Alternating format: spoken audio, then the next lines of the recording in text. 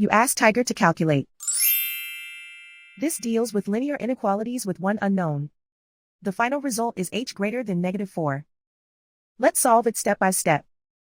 Group all constants on the right side of the inequality. Subtract 1 from both sides.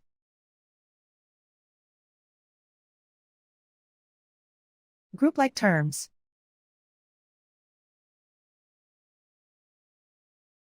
Simplify the arithmetic.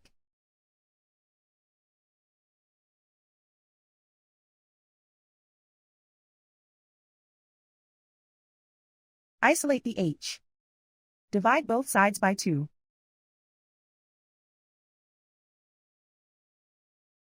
Simplify the fraction.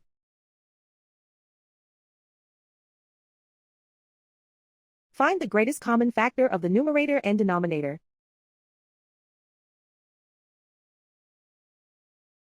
Factor out and cancel the greatest common factor.